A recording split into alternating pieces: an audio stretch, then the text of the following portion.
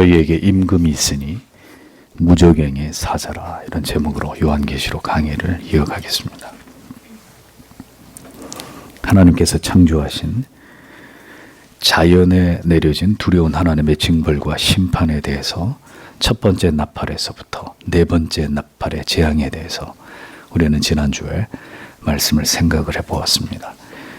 그리스도를 통한 궁극의 종말이 임하기 전까지 이러한 하나님의 세상을 심판하시는 재앙은 계속해서 반복적으로 일어나고 있다는 것을 성도는 올바른 성경적 관점을 가지고 그것을 바라볼 수 있어야 합니다. 이는 분명 인류를 향한 하나님의 지엄하신 경고이고 계속해서 깨닫고 돌아와야 할 자들을 부르시는 하나님의 자비와 긍휼이 아직은 남아있다는 것을 보여주는 신호입니다. 하나님께서는 모든 악인들과 세상 전체를 심판하시지 않고 오직 3분의 1에 해당되는, 즉 하나님께서 제한하신 범위와 일부의 사람들에 대해서 이와 같은 두려운 경고를 가하고 계심을 우리가 유념해서 볼 필요가 있다는 것입니다. 깨닫고 돌이키는 자들에게는 복이 있고, 이처럼 세상에서 두려운 일들과 그 징조들이 일어나도 도무지 그것을 깨닫지 못하고 악을 향해 치닫는 자들에게는 화가 있을 것이라는 점을 우리는 결코 잊지 말아야 할 것입니다.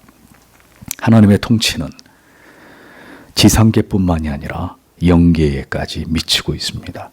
다섯째 천사가 나팔을 불 때 이제 이 땅을 심판하시기 위해서 하나님의 명령을 따르는 존재는 다름 아닌 사탄 마귀라는 것을 요한의 환상은 보여주고 있습니다. 이 땅 가운데 일어나는 여러 재앙적인 하나님의 심판으로 인해서 사람들은 종종 죽음과 같은 고통을 당하는 일들을 겪게 되는데, 이런 일들 가운데 상당 부분은 바로 하나님의 허락과 허용하심을 통해서 이 땅 가운데서 역사하는 사탄 마귀에 의한 무섭고 두려운 일들이라는 것을 성경은 우리에게 교훈하고 있습니다.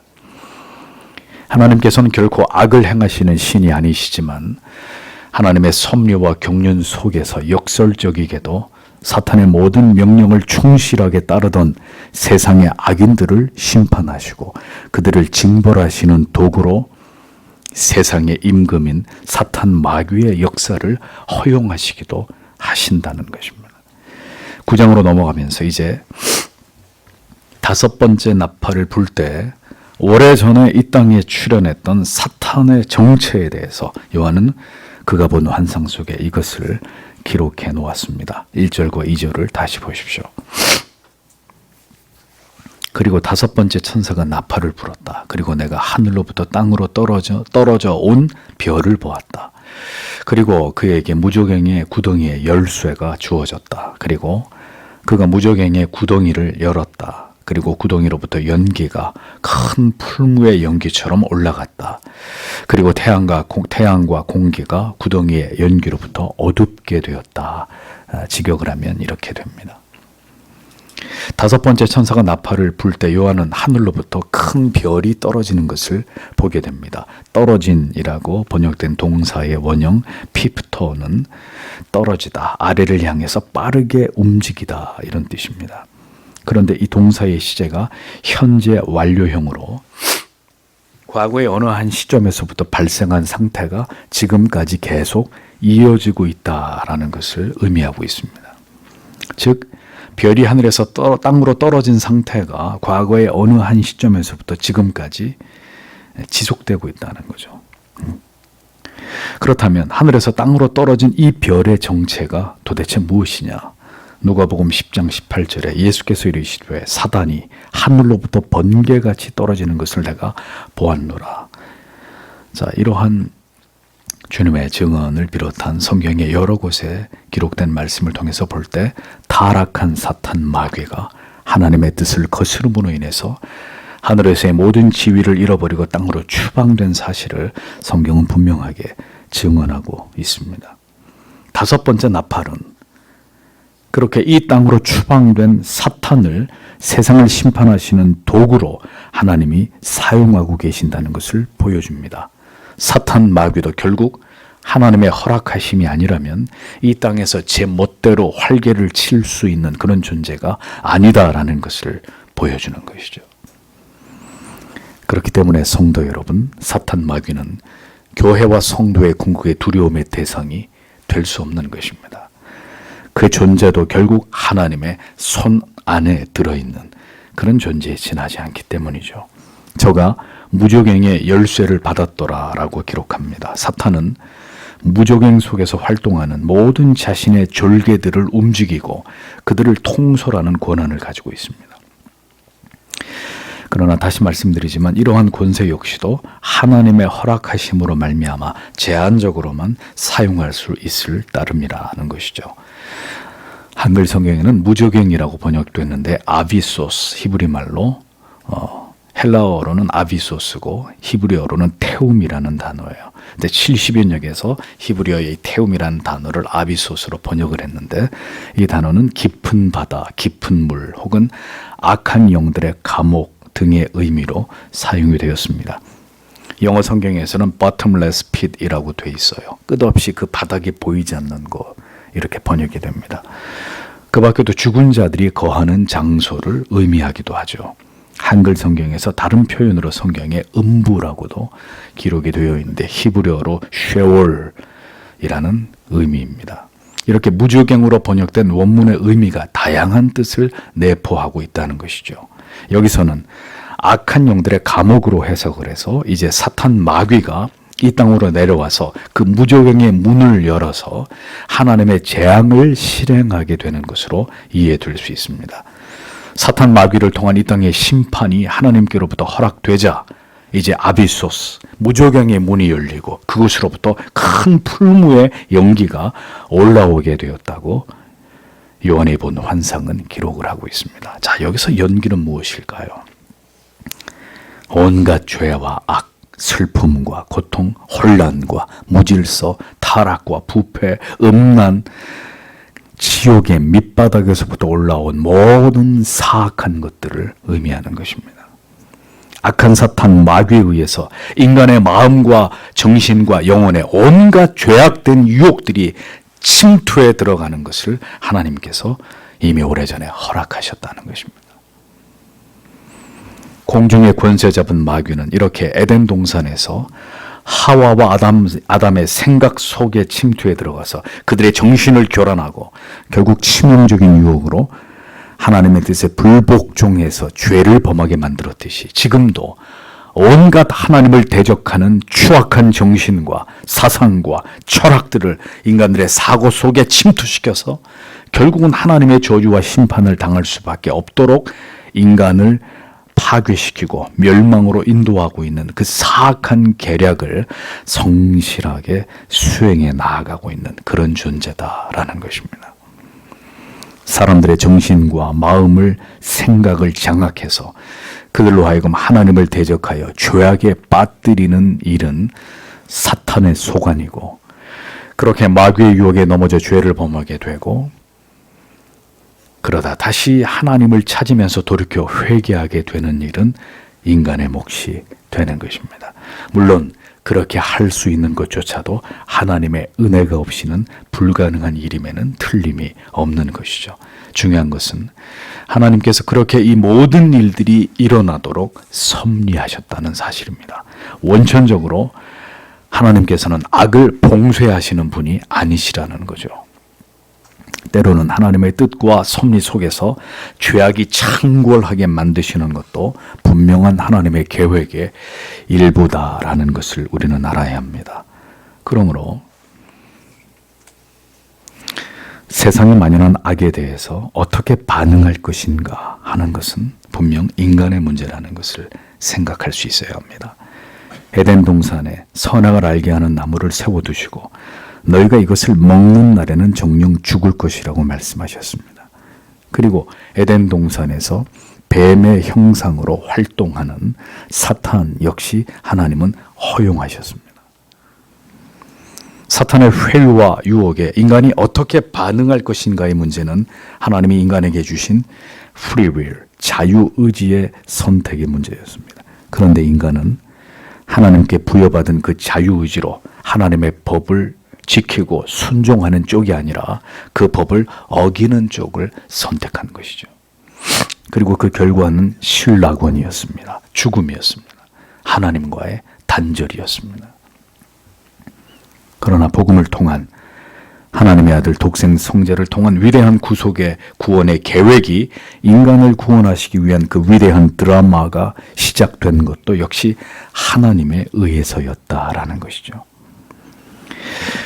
그러니 여러분 성경을 잘 보십시오. 하나님은 천지를 창조하시고 인간을 지으시고 아무 일도 일어나지 않는 쪽으로 그저 평화롭고 조용하게 인류의 역사가 진행되어 가도록 섭리하신 것이 아니라 죄와 악이 일어나고 인간들의 타락과 부패하게 되는 이 모든 문제들을 하나님의 섭리적인 작정하심 속에서 허용하셨다는 것입니다.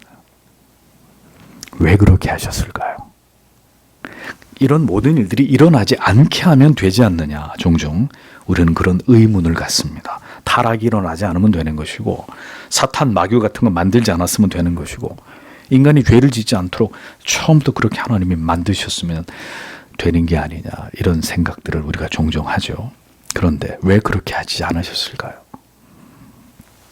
이 모든 그림이 전능하신 하나님의 뜻과 계획 속에서 하나님의 의를 성취하시며 하나님께서 이 모든 역사와 섭리와 과정을 통해서 스스로 영광을 취하시는 이 모든 것이 그 하나님의 과정이고 하나님의 방법이셨기 때문입니다. 하나님의 섭리의 계획표 속에는 인간이 타락과 부패할 수 있다는 사실이 포함되어 있었다는 것을 우리는 알 수 있습니다. 그 모든 일조차도 하나님의 큰 그림을 완성해 나가시는 필요한 부분이셨다. 우리는 이것을 올바로 이해할 필요가 있는 것이죠. 무조경에서 올라온 그 모든 사악한 것들이 지상으로 대거 퍼져나갔고 그로 인해서 해와 공기가 그 연기로 인해 어두워졌다라고 기록합니다. 세상이 이토록 죄악으로 온통 악으로 창궐하게 된 이유를 우리는 바로 이 묵시록의 말씀을 통해서 정확하게 깨닫게 되는 것입니다. 그러므로 특정한 어느 시대에 더욱 악이 횡행하고 창궐하게 되는 것은 하나님의 섭리와 뜻과 결코 무관하지 않다는 것을 알아야 합니다. 이는 곧 하나님의 심판과 징벌과 직결되어 있는 것이고 그렇게 해와 공기가 그 자욱한 연기로 인해서 가리워질 정도이면 다른 시대보다 더 죄악이 만연하고 악이 기승을 부리는 이런 때가 도래했다는 것을 뜻하는 것이죠. 바로 지금 우리가 살아가고 있는 이 같은 시대가 그러하다는 것을 잘 보여주는 것입니다. 구체적인 그 양상과 내용은 다를 수 있어도 역사 속에 인류는 상상을 초월하는 죄악을 저지르면서 그렇게 하나님께로부터 멀어졌던 시대가 있지 않았습니까? 그리고 그런 시대마다 예외 없이 하나님의 심판이 가해졌던 것을 역사는 우리에게 증언하고 있습니다. 그래서 성도는 시대를 분별할 수 있어야 합니다. 모든 시대 속에 사탄의 역사가 있었고 그 결과 악이 존재했습니다. 인간의 정신은 언제나 하나님을 등지는 사상과 이념과 정신과 철학을 만들어내서 사람들로 하여금 더욱 진리로부터 멀어지도록 만들었습니다. 절대적인 하나님의 진리를 인간이 그 모든 사고의 중심이 되어서 상대주의로 전락시켰습니다. 인간의 정신을 모두 사탄이 장악해서 더 하나님을 대적하는 존재들로 인간들을 타락시켜 온 것입니다. 이 모두가 무저행에서 올라온 사악한 권세들에 의해서 만들어진 결과물들이다라는 것이죠. 성도 여러분, 세상이 악하지 않은 때가 있었습니까? 다만 교회가 빛과 소금의 사명을 버리고 진리의 복음의 능력을 잃어버리게 될 때 세상은 더 강력하게 악이 지배하고 도처에 부패와 타락과 음란이 만연하게 되는 그런 한 시대의 모습들을 우리는 보고 있고 과거에도 그런 시대들을 지나쳐 왔던 것을 역사는 우리에게 보여주고 있습니다. 악이 모든 곳에 들어차서 숨을 쉴 수 없을 만큼 죄악이 가득한 시대, 이것이 바로 하나님의 임박한 심판과 재앙의 징조가 되는 것입니다. 이제 두려운 하나님의 심판과 징벌이 죄악으로 창굴한 이 세상에 악인들에게 어떻게 시행되는지를 성경은 이어서 보여줍니다. 3절과 4절. 그리고 메뚜기들이 연기로부터 땅으로 나왔다. 그리고 땅의 전갈들이 권세를 가진 것처럼 그들에게 능력이 주어졌다. 그리고 그들에게 땅의 풀도 모든 푸른 것도 모든 나무도 해를 입히지 않도록 말하여졌다. 누구든지 이마들 위에 하나님의 봉인을 가지지 않은 사람들을 제외하고, 이렇게 기록이 되어 있습니다. 황충, 메뚜기를 가리킵니다. 메뚜기들은 멸망을 상징하고 모든 것을 파괴하는 사탄의 속성을 가리킵니다. 이러한 메뚜기의 속성을 잘 묘사하고 있는 성경이 바로 요엘서 1장 7절에서 12절까지의 말씀이죠. 그들이 내 포도주를 멸하며 내 무화과 나무를 긁어 말갛게 벗겨서 버리니 그 모든 가지가 하얗게 되었도다. 너희는 애곡하기를 처녀가 어렸을 때에 약혼한 남편을 인하여 굵은 배로 동이고 애곡함같이 할지어다. 소재와 전제가 여호와의 전에 끊어졌고 여호와께 수종드는 제사장은 슬퍼하도다. 밭이 황무하고 토지가 처량하니 곡식이 지나여 새 포도주가 말랐고 기름이 다하였도다. 농부들아 너희는 부끄러워할지어다. 포도원을 다스리는 자들아 곡할지어다. 이는 밀과 보리의 연고라. 밭에 소산이 다 없어졌음이로다. 포도나무가 시들었고 무화과가 말랐으며 석류나무와 대추나무와 사과나무와 및 밭의 모든 나무가 다 시들었으니 이러므로 인간의 희락이 말랐도다. 이렇게 요엘서는 기록을 합니다. 무저갱에서 나온 황충이 해와 공기를 가리울 만큼 빽빽한 연기 가운데로부터 땅 위로 토해졌다는 거죠. 땅의 모든 지역을 삼킬 만큼의 결코 적지 않은 수라는 것을 짐작할 수 있습니다. 그렇기 때문에 이 세상에 죄에 오염되지 않은 인간은 단 한 명도 존재하지 않게 된 것입니다. 의인은 없나니 하나도 없다고 하신 말씀을 우리가 기억하지 않습니까? 인간은 그렇게 이 모든 악의 무조경에서 올라온 그 모든 사악한 것들에 의해 오염되어 버린 존재들에 지나지 않을 뿐이라는 거죠. 메뚜기가 지나간 자리에는 철저한 파괴와 황폐만이 남게 됩니다. 무조경에서 올라온 모든 사악한 영적인 권세들이 왜 황충으로 메뚜기로 상징이 되었을까요? 죄와 악은 모든 것을 파괴시키는 것이 그 궁극의 목적임을 보여주는 것입니다. 죄가 우리의 영혼 안에서 역사할 때 잊어버리지 마십시오. 성도 여러분, 모든 것을 잃어버리게 되는 것입니다.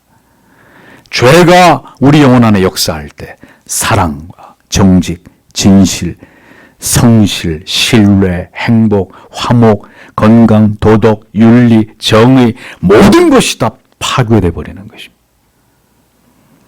그것이 죄의 궁극인 목적입니다. 악이 바라고 목표하는 바입니다. 이어서 저희가 땅에 있는 전갈의 권세와 같은 권세를 받았다. 이렇게 기록합니다. 황충의 권세가 땅의 전갈과 같이 독한 것인데 그 권세를 받았다고 기록합니다. 이는 황충들에게 주어진 고통과 파괴를 행할 권세가 그들 스스로에게 나온 것이 아니라 하나님의 주권적인 섭리에서 비롯된 것임을 보여주는 것이죠. 받았단 말이에요. 자기 안에 있는 힘을 사용한 게 아니라 하나님의 허락하심 속에 그들이 그 일들을 집행했다는 것입니다. 하나님께서 버려두신 자들에게 그것을 가하도록 허락하셨다는 거죠. 전갈의 권세는 인간을 위협하고 괴롭게 하는 모든 종류의 고통과 괴로움을 의미합니다. 그러므로 사탄이 역사하고 인간을 죄악에 빠뜨리게 될 때 그로 인해서 인간은 처절하게 개인이든 가정이든 사회든 국가이든 고통을 당하게 되어 있다는 거예요. 죄는 쏘는 것입니다. 악은 인간을 짓이기고 밟고 깨트리고 뭉개는 원흉이고 두려운 세력이고 힘입니다. 그렇게 죄악의 유혹과 미끼로 인간을 꿰어 철저하게 파괴시키고 그 죄악의 고통 속에서 죽어가게 만드는 것이 사탄 마귀의 일이다. 죄악에 빠져들수록 그래서 인간은 행복해지는 것이 아니라 전갈에 독에 쏘이면 고통스러워하게 되고, 그리고 결국 죽어가듯이 인간은 하나님을 배반하고 불순종하여 멀리 떨어질수록 사람의 영혼은 절망과 고통과 두려움과 염려에 숨이 막히게 되어 있단 말입니다. 문명이 더욱 발전했고 더 살기 편리한 세상에 도래했음에도 여러분, 우리 주위에 더 많은 우울증 환자와 더 많은 자살을 선택하는 사람들이 발생하는 이유는 무엇 때문일까요? 사람들이 죽고자 해도 죽을 수 없는 고통, 아픔, 그리고 상처에 시달리면서 살아가고 있습니다. 그것은 인간이 스스로 하나님께서 지으시고 우리에게 부여하신 그 모든 아름다운 속성들과 그 가치들을 파괴시켰기 때문입니다. 공의, 거룩, 윤리, 도덕, 순결, 지혜와 총명, 선하고 정직하고 성실함에 모든 인간을 인간답게 하신 하나님을 닮아 지어진 모든 우리 안에, 하나님과 우리 안에 함께 받은 공유적인 이 아름다운 속성들과 요소들을 다 인간이 버렸기 때문입니다. 하나님께서 부리신 황충의 먹잇감은 땅의 풀이나 푸른 것이나 각종 수목이 아니었습니다. 그러므로 이 황충은 녹색 식물을 먹어치우는 메뚜기가 아니라 이마에 하나님의 인을 받지 않은 이 땅의 모든 악인들의 영혼과 그들의 마음과 그들의 정신과 그들의 영혼을 갉아먹기 위한 황충이다 라는 것을 알 수 있습니다. 하나님의 구원의 인을 맞지 않은 자들, 즉 불택자들은 그렇게 지금도 황충의 공격을 받으면서 인생을 살아가고 있습니다. 그러니 도무지 진리가 믿어지지 않고 진리의 편에 서지 않고 하나님이 중요하게 여기시는 것들을 다 우습게 여기는 삶을 그들은 살아가고 있는 것입니다. 얼마나 불쌍하고 가련한 자들입니까? 좋은 집에 살고 좋은 옷을 입고 좋은 것을 먹을 수 있을지는 모르지만 그들의 영혼은, 그들의 마음은 날마다 사악한 존재들에 의해서 공격당하고 있는 거예요. 갉아먹히고 있는 것입니다. 언제나 걱정과 근심과 두려움 속에 웅크리면서 자기를 지킬 수 있는 존재가 오직 자기뿐이라고 여기면서 오직 돈과 권력에 기대어서 그렇게 오늘도 세상에서 살아가기 위해 발버둥을 치고 있는 그들이 바로 세상에 있는 악인들이란 말이죠. 세상에는 하나님께 인을 맞은 자와 짐승의 표를 받은 사탄에게 속한 자, 딱 두 부류의 사람들만 존재합니다. 황충에 의해 드러나는 전갈과 같은 이 파괴적인 속성을 통해서 사탄에게 속한 자들은 이제 역설적이게도 그들의 아비인 사탄에게 괴로움과 고통을 당하게 됩니다. 사탄에게 속한 자들에게 심판의 재앙을 행하는 것은 하나님의 허락을 받은 사탄에 의해서입니다. 그들이 평생 따르던 불택자들의 아비인 사탄에 의해서 결국 그들은 모두 정갈과 같은 인생의 괴로움과 고통을 당하면서 그들은 결국 영원한 지옥불에 던져지게 되는 것입니다.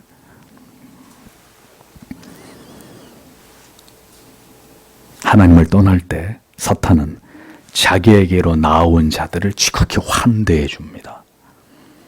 그들이 원하는 모든 것을 이 땅에서 다 줄 수 있을 것처럼 회유합니다. 실제로 신앙을 버리고 세상으로 그릇된 길로 나아갈 때 모든 것이 형통한 듯 느껴지기도 합니다. 교회를 안 다니고 예수를 포기했더니 이렇게 인생이 행복하고 내가 원하는 모든 것도 이루어지네. 내가 그동안에 교회를 다닌 것은 내 인생의 최대 실수였어. 이렇게 생각하게 만드는 일들이 일어납니다. 그러나 그것은 잠시일 뿐입니다. 결국 끔찍한 고통과 괴로움에 직면하게 만드는 것이 그들을 그렇게 꾀이고 유혹한 사탄이란 말이죠.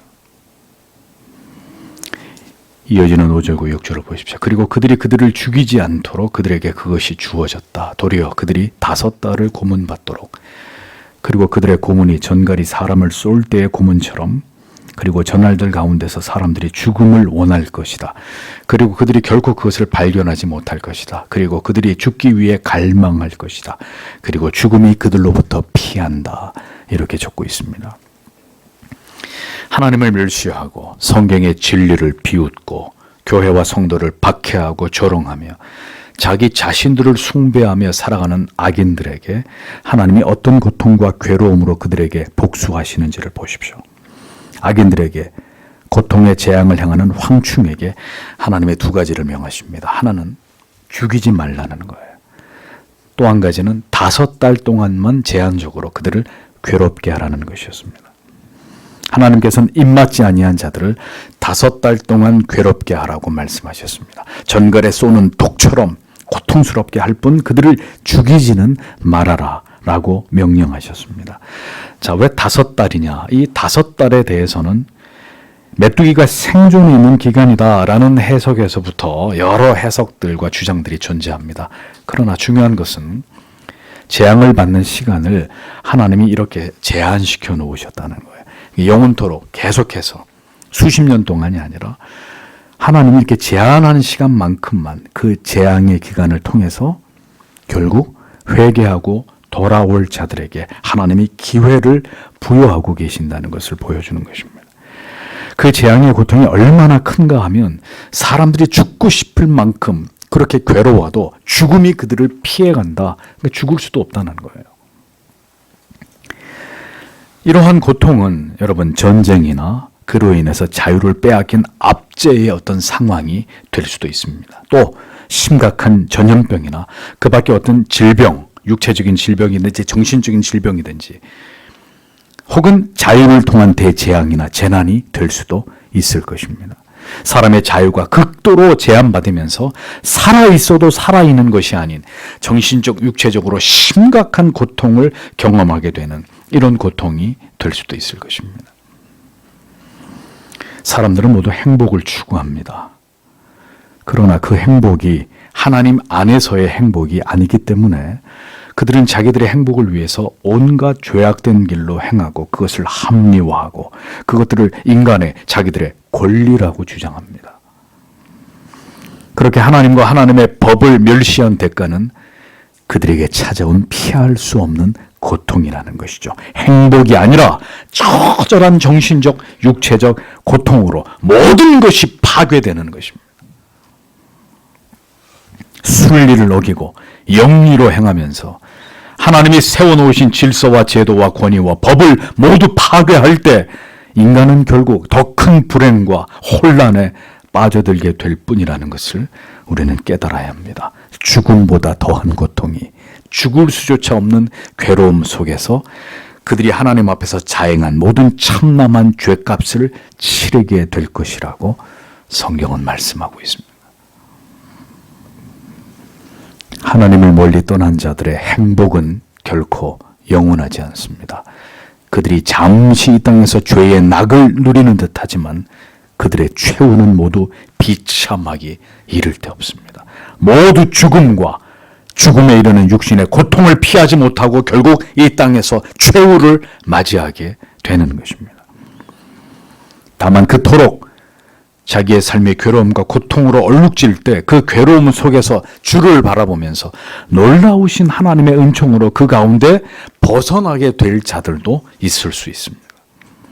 자신의 그 전적인 무능과 죄악됨에 대해서 그 모든 죄 아래서 자신이 당한 괴로움과 고통 속에서 십자가의 주님을 바라보고 자기의 죄를 회개해서 예수 그리스도를 구주로 믿어 마침내 그 재앙 같은 괴로움 속에서 벗어나게 될 자들도 분명히 존재한다는 거죠.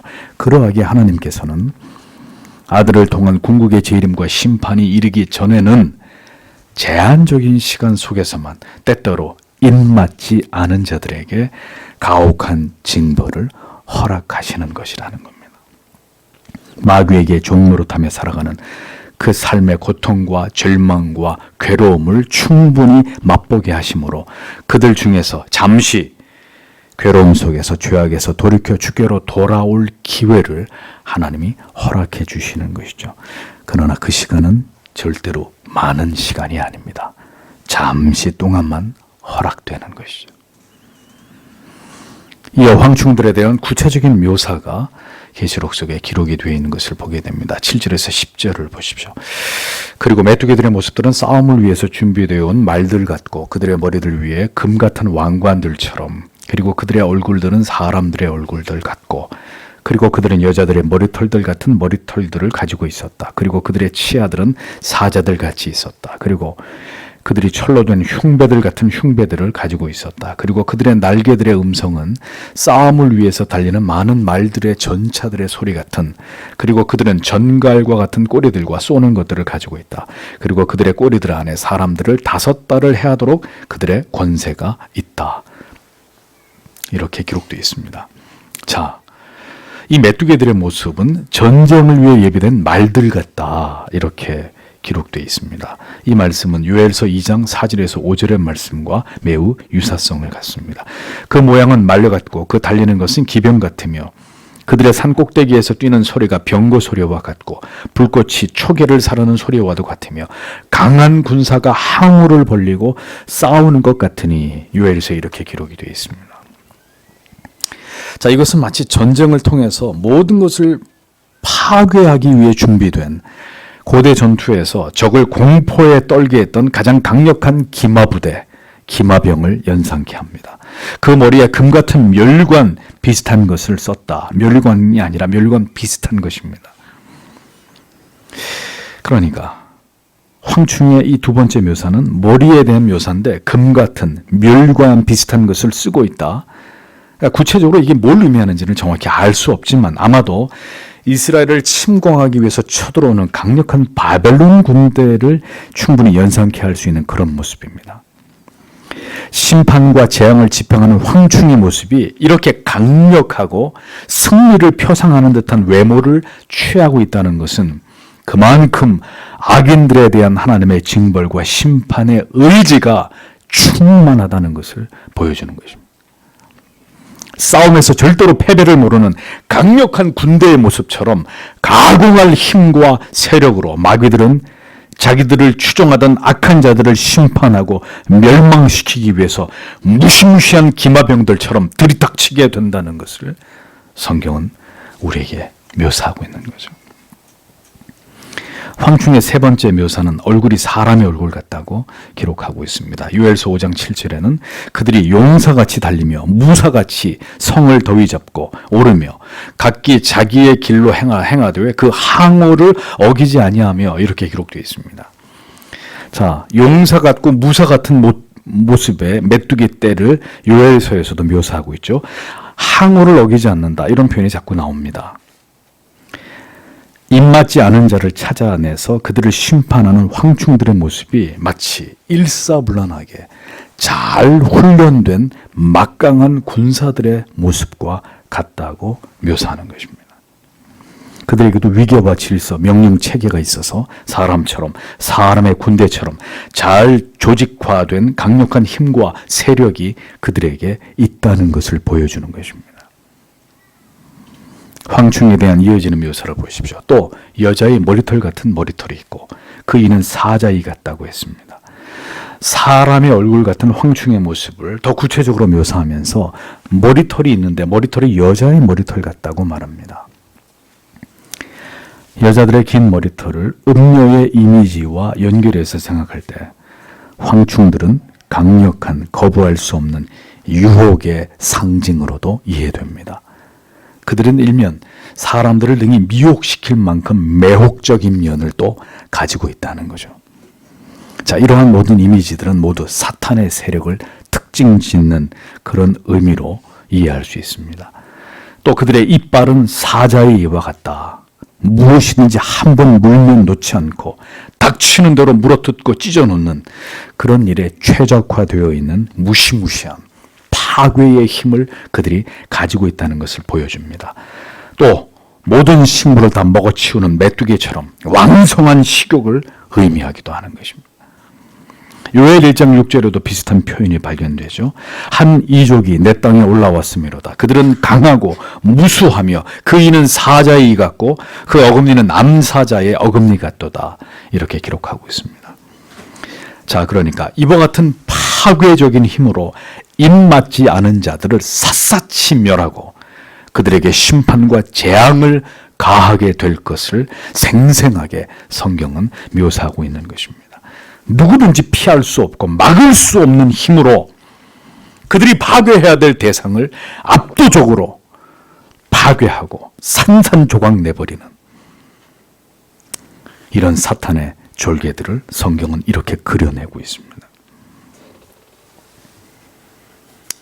사탄을 두려워할 필요는 없지만 사탄은 그렇게 우스운 만화 속에 나오는 머리에 뿔 달리고 꼬리 달린 그런 우스꽝스러운 존재가 결코 아닙니다. 가공할 힘과 권세와 세상과 사람들을 파괴시킬 수 있는 막강한 힘을 가진 존재들이다. 그들이 하나님을 알지 못하는 자들을 제거하려고 할 때 누구도 그 악한 세력들로부터 피할 수 없다라는 거죠. 이어지는 황충의 모습은 마치 전쟁터에 나가는 완전 무장한 병사의 모습으로 묘사됩니다. 9절에 흉갑 같은 흉갑이 있고 날개 소리는 병거와 많은 말들이 전장으로 달려나가는 소리와 같다고 했습니다. 요엘서에서 이스라엘을 공격하는 이방의 막강한 병사들의 이미지가 연상되는 이 모습은 흡사 황충들이 흉갑 같은 갑옷을 입은 최정예의 강력한 병사들의 모습처럼 묘사가 되고 있습니다. 기록에 의하면 메뚜기들이 떼를 이루어서 이렇게 한 지역을 덮칠 때 그 메뚜기 떼의 높이가 수십 미터에 이르고 수십 미터, 그 길이는 수 킬로미터 정도가 된다고 해요. 그 세력의 규모가 어마어마한 거죠. 그들을 막을 방법은 없는 거예요. 그들을 멸할 방법이 없는 거예요. 흉갑이 있다. 흉갑이 있다. 무슨 뜻일까요? 어떤 공격도 막아낼 수 있고 강력하게 자기들 스스로를 방어하고 있는 그런 존재들이라는 거죠. 그래서 재앙이라고 불리는 것입니다. 막을 수 있으면 재앙이라고 표현하지 않죠. 막을 수 없기 때문에 재앙인 것입니다. 무엇으로도 그들을 멸하거나 막을 수 없기 때문에 두려운 재앙이죠.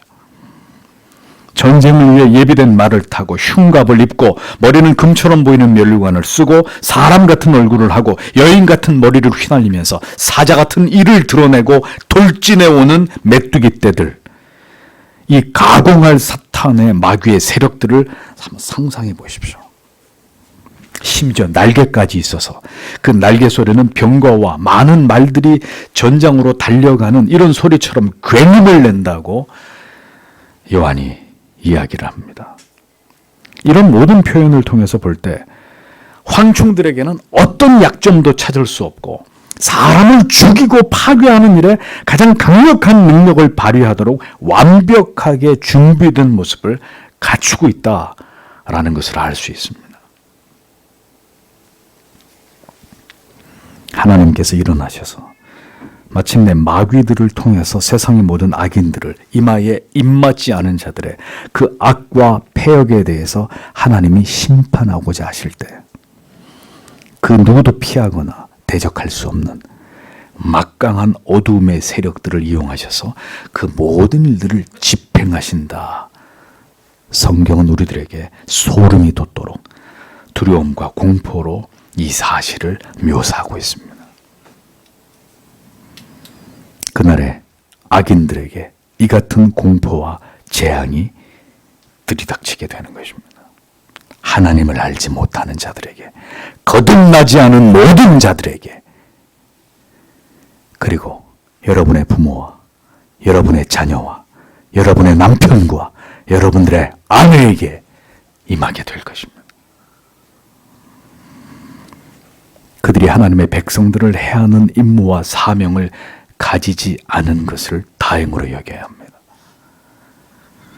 처절한 응징과 복수의 심판이 하나님을 멸시하고 복음을 비웃고 교회와 성도를 핍박하고 조롱한 자들에게 반드시 임하게 된다는 것을 성경은 분명하게 경고하고 있습니다. 이것이 우리가 하나님을 세상에 존재하는 그 무엇보다도 두려워해야 되는 이유입니다. 황충들의 묘사의 마지막은 그들에게 전갈 같은 꼬리와 쏘는 살이 있어 그 꼬리에는 사람들을 5달 동안 괴롭히게 할 수 있는 권세가 있다고 기록합니다.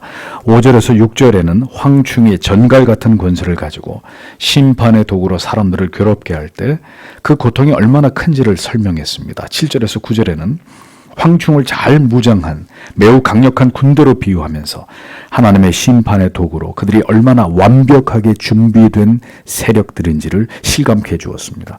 다시 10절에서는 5절과 6절의 내용이 반복됩니다. 정갈 같은 꼬리와 쏘는 살이 있다 강조하는 거죠. 또다시 강조합니다. 그들의 고통이 치명적이고 매우 괴로울 것이라는 것을 의미하는 것입니다. 하나님을 대적하며 악을 행하고 이 땅에서 자기들의 행복만을 위해 탐욕적인 삶을 살아가면서 참된 진리의 말씀과 교회를 멸시하고 경멸했던 자들에게는 이와 같은 모든 괴로움과 고통이 그들에게 집중되고 죽고 싶어도 죽을 수 없는 그런 고통이 그들에게 엄습한다. 2번이나 강조하고 있는 거예요. 하나님께서 세상의 악과 악인들에 대해서 마침내 심판과 징벌과 재앙을 퍼붓고자 결심하실 때 그 대상이 되는 사탄의 추종자들은 그들이 섬긴 그들의 대장에게 철저하게 버림을 받게 되고 견디기 힘든 고통 속에서 그들이 저지른 모든 죄악에 대해 처절하게 응징을 당하게 되는 일들이 일어난다라고 계시록은 말씀하고 있습니다. 여러분, 실제로 전쟁이 일어나고 막강한 무기와 화력으로 사람들이 피해를 입게 되는 경우를 생각해 보십시오. 히로시마와 나가사키에 원자폭탄이 투하되고 그 이후에 일본 사람들이 당한 그 지옥 같은 고통을 생각해 보십시오. 잔인하기 이를 데 없는 백린탄 같은 포탄이 사람에게 떨어지면 그 포탄에 사람이 피격되면 물 속에 들어가도 살이 계속 타 들어가요. 그 포탄이 맞으면. 그러니까 피격된 그 부분을 칼로 살려면 도려내지 않으면 몸이 다 타서 죽는 거예요. 그게 백린탄이에요. 치사율이 높은 강력한 전염병은 어떻습니까? 여러분, 과거에 천연두 환자의 모습을 인터넷에서 찾아보세요. 천연두 이렇게 치면 화면에 여러 사진이 뜹니다. 끔찍하기 이를 데 없습니다. 죽지도 못하고 살아있으나 처참한 몰골을 하면서 고통을 견뎌야 되는 거죠. 에이즈 환자의 최후를 보셨습니까? 그런 고통들을 한번 상상해 보십시오. 어떤 식의 재앙과 심판이든 모든 것이 파괴되고 무너지고 불타고 산산이 부서질 때 연약한 인간이 겪게 되는 그 고통은 우리의 상상을 초월하는 것입니다.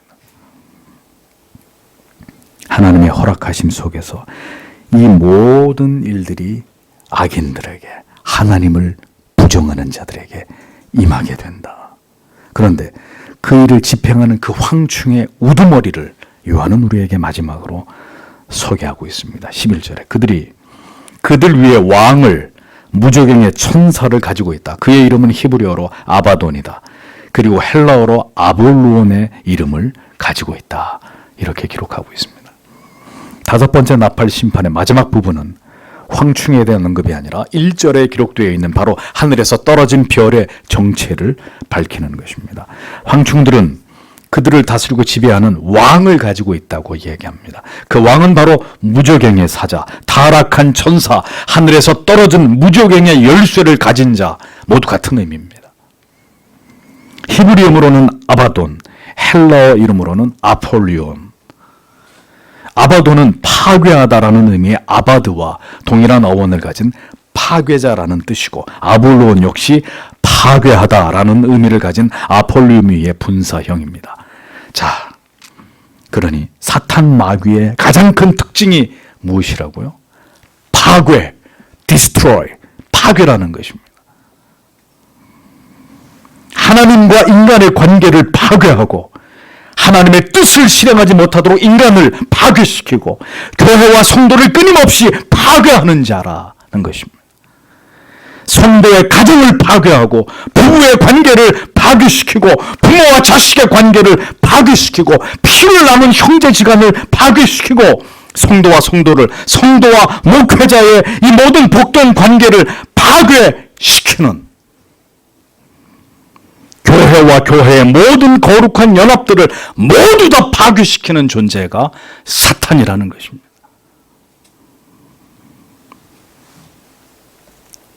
결국 평생을 자기의 뜻대로 조종하고 죄와 악을 저지르게 한 자기의 수하인들을 모두 파멸시키는, 파괴로 이끌고 가는 파괴자, 그가 바로 사탄이란 말이죠. 그래서 모든 깨어짐과 분리에는 누구의 역사가 있다고요? 사탄의 역사가 존재하는 것입니다. 때때로 우리는 진리의 문제로 인한 거룩한 분리를 말하기도 하지만, 그래서 캐톨릭에서 프로테스탄트의 분리는 진정과 하나님의 뜻임을 믿어 의심치 않지만, 그럼에도 불구하고 진리 때문에 하나님의 뜻과 섭리 가운데서 분리가 아닌 모든 관계, 하나님의 뜻에 의한 것이 아닌 모든 그 밖에서의 관계의 파괴, 깨어짐, 끊어짐, 분리, 이런 문제에 대해서 우리는 깊이 우려하고 이 부분에 대해서 두려운 마음을 가져야 된다는 것입니다. 칼빈이 기독교 강요 안에서 교회론을 얘기하면서 굉장히 이 부분을 강조하는 것을 여러분들이 보고 계시지 않습니까? 사탄은 파괴자의 본성을 가지고 성도와 교회를 공격하지만 성도와 교회는 결코 사탄에 의해 파괴되지는 않습니다. 그 이유는 교회의 머리 되시는 우리의 영원한 황제이신 예수 그리스도께서 성도와 교회를 지키고 보존하실 것이기 때문입니다. 사탄은 종종 교회와 성도를, 그리고 성직자를 교묘하게 회유하고 유혹해서 공격해서 거의 소나기 안에 넣기도 합니다.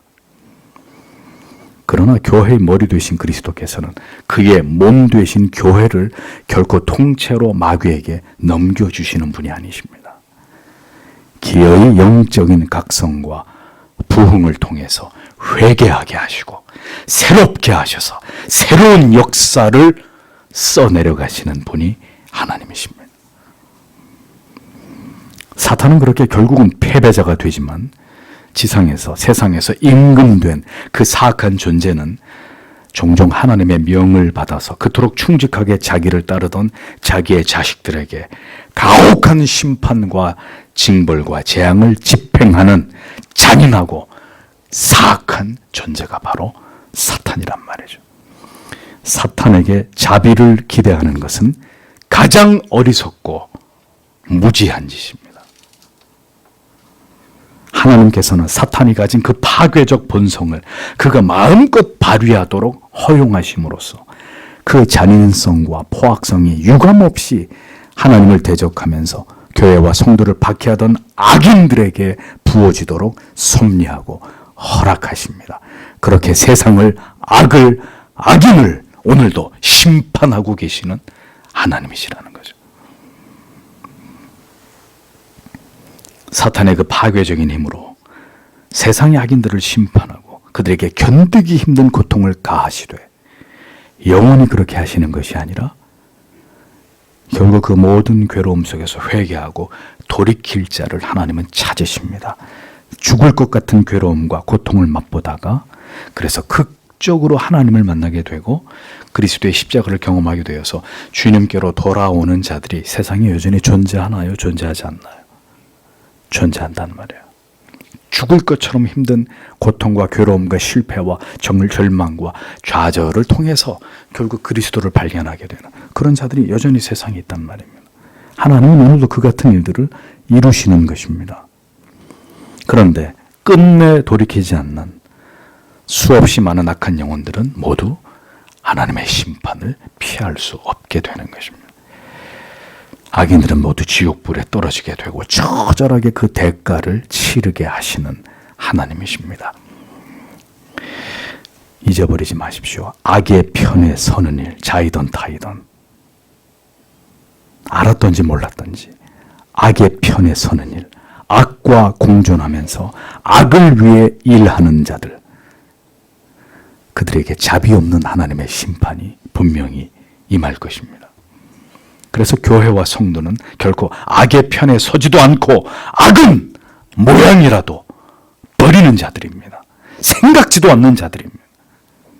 오직 하나님을 두려워하고 깊이 사랑함으로 그 모든 악과 진리가 아닌 것과 구별되고 성별된 자들입니다.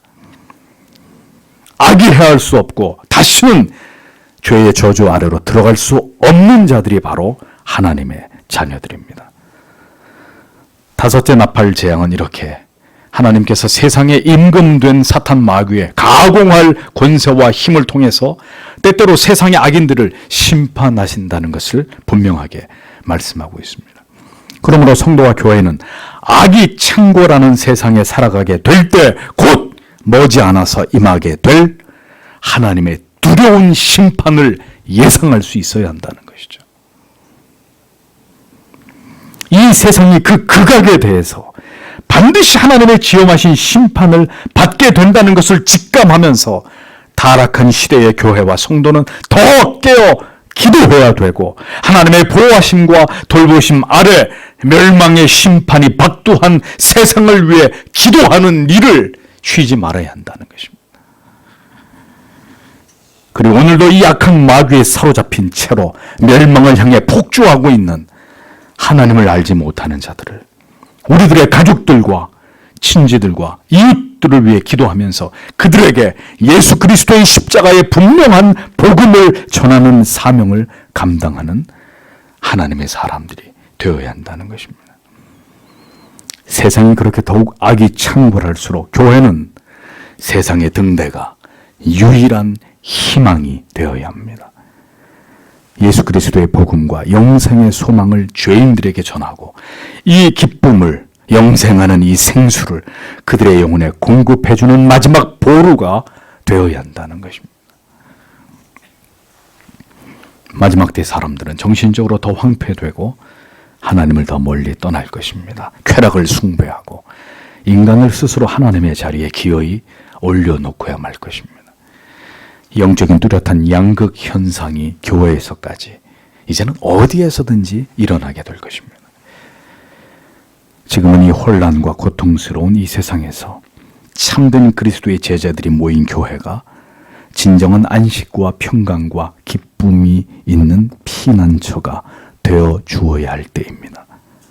영적인 피난처가 되어 주므로 죄악으로 인해 절망과 허무와 괴로움과 고통이 핥히고 지나가고 있는 이 시대 속에서 오직 희망과 참된 기쁨이 예수 안에 있다는 것을 세상에 전하고 알려주는 곳이 되어야 하는 것이죠. 이 일을 위해 마지막 때의 성도와 교회는 기도의 불꽃으로 활활 타올라야 합니다. 더욱 정확한 복음으로 무장해서 하나님의 심판의 임박성을 경고하되 한편으로 그리스도께로 돌아와 피할 자들을 복음을 통해 건져내는 자들이 되어야 합니다. 그것이 바로 이 어두움을 이 시대 속으로 몰아오신 그리스도의 분명하신 뜻이기 때문이죠. 교회는 우뚝 서 있어야 합니다. 세상에 양보하고 물러서는 것이 아니라 죄인들이 피할 도피성이 견고한 피난처가 되어 주어야 합니다. 어떤 세상의 공격에도 무너지지 않는 영적인 난공불락의 성이 되어야 합니다. 죽음을 두려워하는 자들에게 영원한 나라를 바라고 오늘도 모여서 하나님을 예배하고 찬송하면서 우리에게 영생이 예배되어 있음을 확신 가운데 당당히 세상에 드러내 보여줄 수 있는 그런 신적인 기관으로서의 권위와 영적인 아우라를 보여줄 수 있는 교회는 그런 공동체가 되어야 하는 것입니다. 주께서 우리를 교회를 모든 시대 속에 그렇게 사용하셨듯이 이제 이 시대 가운데서도 주님의 교회를 다시 회복시키셔서 그 뜻을 위해 사용하시고 그것을 감당할 수 있는 믿음으로 우리를 무장시켜 주시기를. 두려운 재앙과 심판의 광풍이 공포의 메뚜기 떼가 덮칠 이 마지막 세상에서 마지막 한 명의 남은 택자에게라도 복음을 전하고 그를 그리스도께로 도피시키는 일에 그 사명을 다하는 성도와 교회 되도록 하나님이 우리 모두를 나의 인생을 사용해 주시기를 기도하기 원합니다.